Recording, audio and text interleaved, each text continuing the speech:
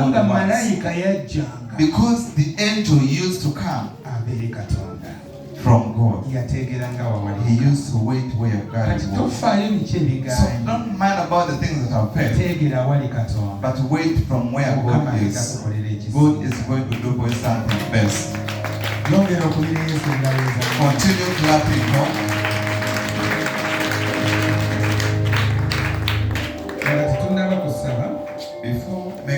Before praying, there is our sister who wants to thank MUKAMA. The Lord is good. That is great. You can clap it.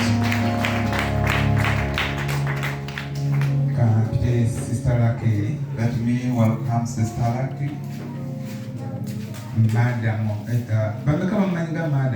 Who knows her as? I don't know whether you still know about that name.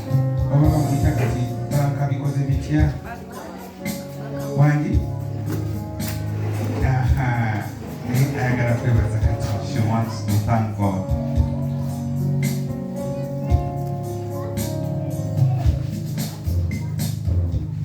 But we are Kayimba.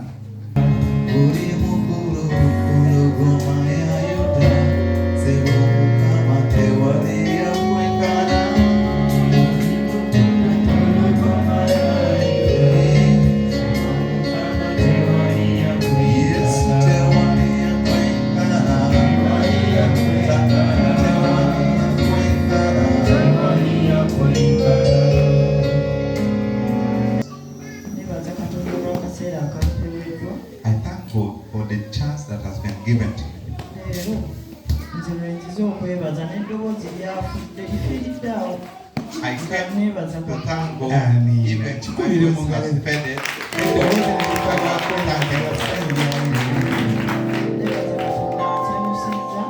I thank God, He has made me happy. For sure, He has done me good.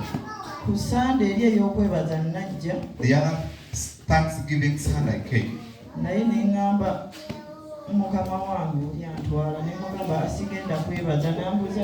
But I said I will not thank.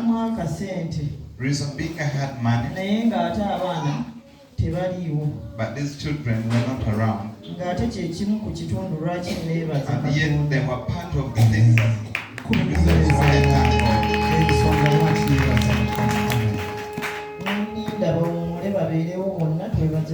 I waited so that they come back and we thank God together. God has blessed me. I've seen God of different color. Every color.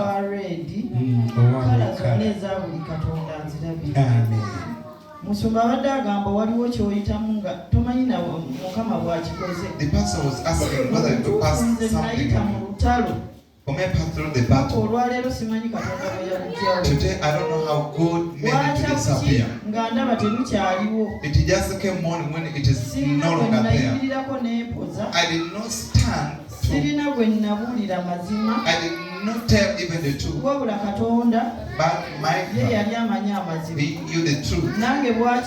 Even it came the morning when I see God has kept me away the shame. God has blessed me. I got a job.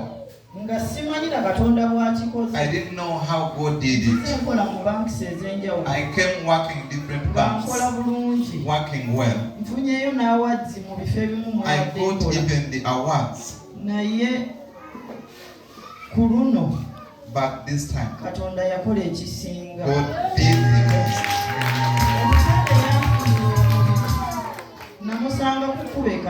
A man who got the job from Ebola at the way Kasanga.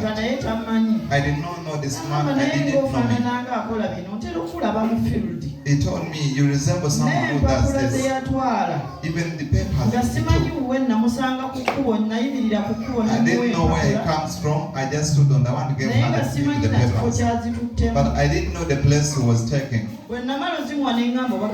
After giving him, I said, now where is he taking them? I didn't know him. I don't know where he comes from. I don't know where he went to get for me a job.